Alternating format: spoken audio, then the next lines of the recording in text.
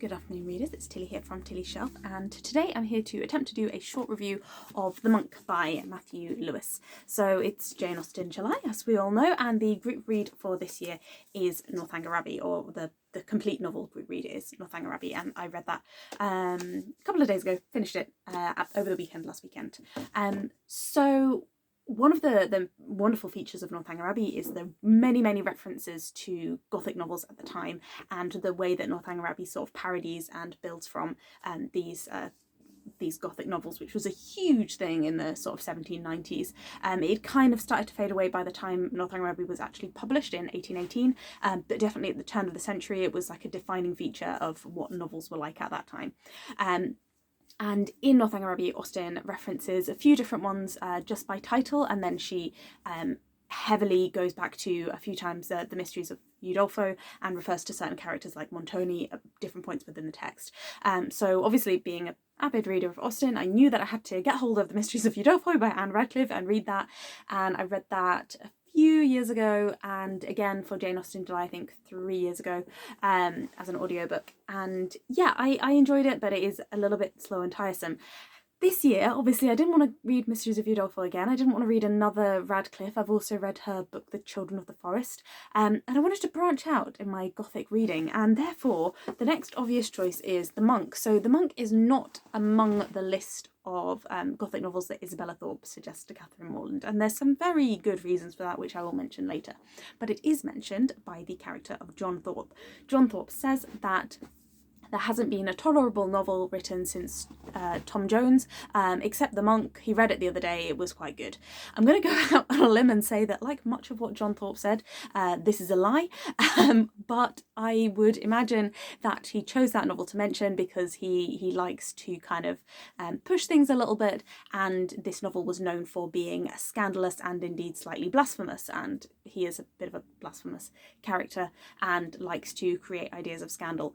A reader at the time would have known that The Monk would not be considered to be an appropriate novel for a young man to be recommending to a young woman. So Jane Austen is definitely playing into that. I really don't know whether Jane had read The Monk or not. And I wish I did, because it's interesting. I think that she had, because I recognise certain turns of phrase, and it's quite hard to pin down exactly where, but certain sentences or approaches I feel like are echoed in Northanger Abbey. And I think that comes from her having read it. I don't know which version she would have read though, because the crucial thing about The Monk is that it went through a few different iterations. So let me move away from Northanger Abbey and start telling you about The Monk itself. So it was written by Matthew Lewis, and it was published for the first time in 1796. So Matthew Lewis was the son of a sort of a privileged member of the British aristocracy. He was sent to Germany when he was 17. He did some like Foreign Office related work. He basically was put into a job by his well-to-do father, whose wealth was built from the slave trade, and was kind of working around Northern Europe, quite well travelled in Northern Europe. He became very interested in German Gothic fiction, met people like Goethe, and read a lot of kind of German ballads and so on, and he decided that he would like to write a Gothic novel. He also apparently read and loved The Mysteries of Udolpho, and The Monk apparently was in a way his response to that. So it's kind of interesting to see how that book, The Mysteries of Udolpho, was so fundamental to literature of the time, in that it inspired two famous works that came after it. So at the time when he wrote this, he was born in 1775, so he was pretty much the same age as Jane Austen. At the time when he wrote this, he was 20 years old, and when it was published, he had just been put into a job as an MP. This book smacks of Frankenstein. It really feels very strongly like that very young, very naive author. Naive is a weird word to use in the context of this book, but in terms of somebody who doesn't really have that much life experience but feels like they have to prove themselves, is trying to write something shocking, new, different. Yeah, I really got the vibe that Matthew Lewis was kind of writing this a little bit competitively and felt like he had something to prove with it, and that was why he kind of pushed the boundaries as far as he did. Much like Frankenstein, it didn't completely work, but I did enjoy this a lot more than Frankenstein. At the time when he was publishing this, Jane Austen was working on the first draft of Northanger Abbey. She started that in around 1794 and finished it in 1798-99. So this book would have been a very topical thing at the time of writing of Northanger Abbey.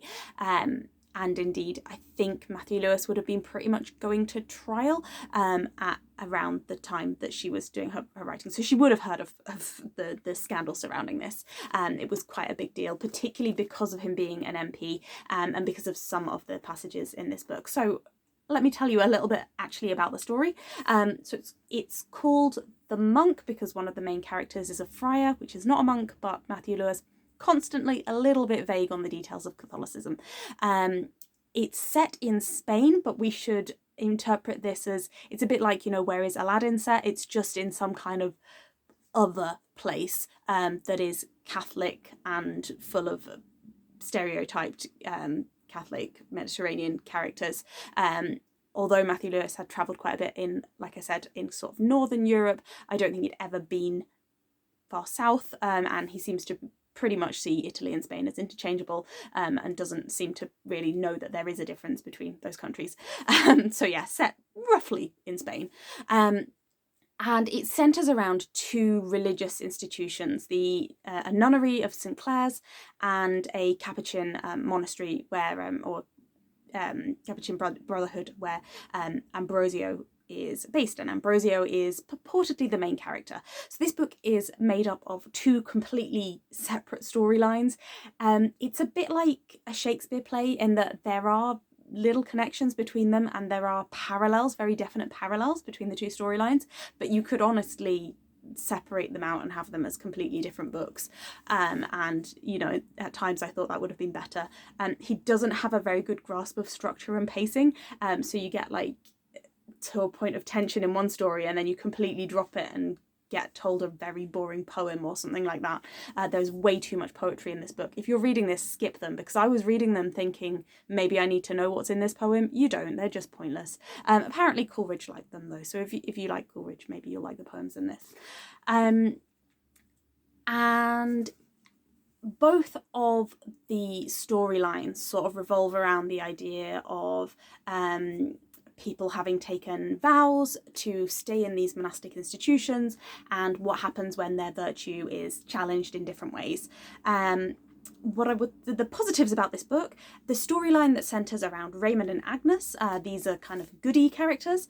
I love that storyline. It's fantastically gothic. It's brilliant. It's actually, it's got bleeding nuns, it's got castles, it's got bandits, it's got, lots of drama, horse chases, all sorts of fun things. The storyline that revolves around Ambrosio, who is the monk, it's a bit more difficult, I would say. I haven't read Lolita, but I'd imagine it's a similar kind of discomfort. In that I kind of felt like we're led on to almost collude with the monk in his very dark intentions that become, he starts the novel as a completely virtuous but vain man. He likes that people think that he's virtuous, and he's never been tempted. And his storyline descends and gets increasingly darker and darker as he is tempted. And I would say, weird thing about a man raised in the church, he never once questions about whether the devil could be tempting him. That just never enters his mind, apparently.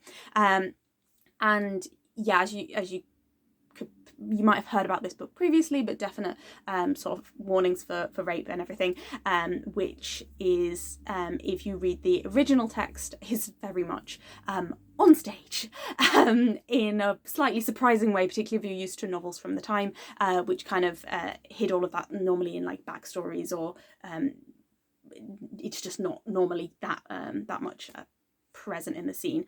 So it's definitely uncomfortable read. Huge amounts of victim blaming as well. It's a novel that seems to be disgusted both with female sexual pleasure and female sexual piety, and the only woman who's forgiven for having sex is the woman who immediately hates herself for that. which is, you know, questionable by modern standards. But anyway, because of the scandal that was brought about by these sex scenes, and I say sex scenes because there's rape, but there is also questionably consensual sex as well.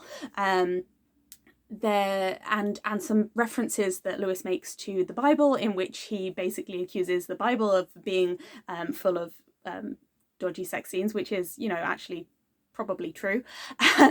He was forced to, a couple of years after the first edition, to create a fourth edition, which apparently cut out all of the like the more dramatic elements of the more direct elements of the sex scenes and so on. I would say that I think that would be a more enjoyable read, just because of the way that sex is handled in this book. You know, like, I didn't find it particularly comfortable, although, you know, you can see what he's doing, and definitely I feel like that goes with him being a young author, and wanting to push boundaries and wanting to see what he could get away with, in a sense. So what else did I have to say about this book? Other young author type theme, but definitely Lewis was also accused of plagiarism. He's very heavily inspired by different authors, particularly German Gothic authors, but also Milton, for instance, in terms of descriptions and depictions of the devil. And you can kind of tell that a lot of this is in kind of homage, and a lot of it is in him trying to sort of claim status for himself, but sometimes he wasn't very good at kind of referring to what his sources were, and he seems to have had the assumption of like, oh, I'm stealing from German authors and people in England don't really know them, so it's okay. But yeah, you can kind of credit his imagination and his bringing things together and his adapting stories into different settings, or to fit with his storyline. It does have a happy ending, a highly suspect happy ending, very cobbled together, and yeah, I did really enjoy it, but I mainly enjoyed it for the storylines, that the alternative storylines, and I did enjoy the fact that it is a fantasy book. It's not one where it all turns out to have been actually there just happened to be a man hiding in a room playing an instrument. There are actual ghosts, and that in a way is quite fun. So yeah, would recommend that aspect of it. What I would say, I said there's a couple of different versions of the text, so I have got 2 editions. I ordered this copy from World of Books online. It took 3 weeks to come. It's a second-hand copy, and then I was in Bath and I was still waiting for this. I was in Bath and we went to a very good bookshop called Topping and Company. I highly recommended, very dog-friendly, very nice stuff, and found this copy, and I thought I'll just get it because I didn't want to keep waiting for this. So this one, it's Penguin Classics edition. It's got an introduction and notes by Christopher McLachlan.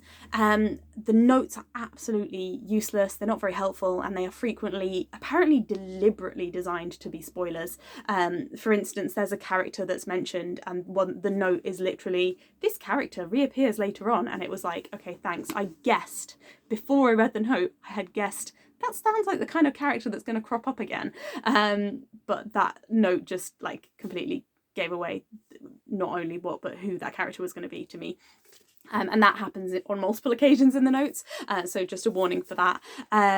Introduction's fairly good, and I really like the cover. This is quite a good representation. It's detailed from The Fall of the Damned by Dirk Boots the Elder, 1450. It's a pretty good representation of something that actually happens in the book. My husband pointed out it also just looks like somebody who's having a bit of a rave. But anyway, this is edited with an introduction and notes by Emma McEvoy. Much better introduction, much better notes. So I would say if you're looking for an edition to get, I would go for this one. But what I would say, the actual text in this one is a little bit harder to read. This was taken from the manuscript. This was taken from the first edition, and obviously later on the 4th edition was completely different in that it had significant alterations made to avoid the charges of blasphemy and so on. So anyway, let me know if you've read this book, what you think about it, what you think about the connections between Northanger Abbey and the Monk as well, if you've read any other Gothic stories, and yeah, I guess your thoughts on reading uncomfortable literature.